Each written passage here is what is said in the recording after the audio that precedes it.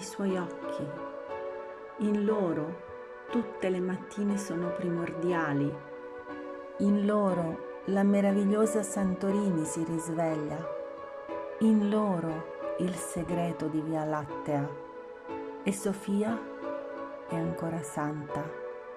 La benedizione è in loro, e la memoria è l'oblio, e la semina è il raccolto, e la quiete è l'inquietudine, è l'insonnia, è il sonno, è tutta la musica del mondo, è silenzio.